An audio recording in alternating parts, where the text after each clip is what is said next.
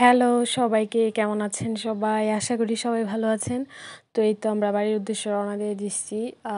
আমি হচ্ছে যে আজকে হেলমেট পরে যাব, যেহেতু লং জার্নি করবো, এর জন্য হচ্ছে যে হেলমেট পরে যাব। নর্মালি তো দেখা যায় ত্রিশাল থেকে যখন ময়মনসিংহ যায় আমি হেলমেট পরি না, যদিও সবসময় পরা উচিত, কিন্তু আমি হচ্ছে যে কমফোর্ট ফিল করি না, এর জন্য আর কি পরি না। কিন্তু আজকে তো বেশ অনেকটা জার্নি করবো, এর জন্য আর কি পরবো।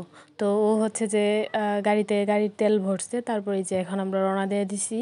আর অনেক রৌদ্র ছিল, কিন্তু বাতাস ছিল, যার জন্য ওইরকম একটা গরম লাগে নাই। আর আকাশটা খুব সুন্দর লাগতেছিল দেখতে।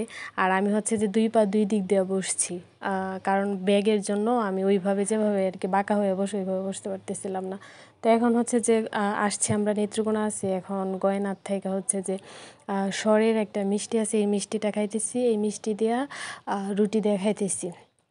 আর হচ্ছে যে বাড়ির জন্য 2 মিষ্টি নিব। তো এই ভিডিওটি এই পর্যন্ত, সবাই ভালো থাকবেন, টাটা বাই বাই।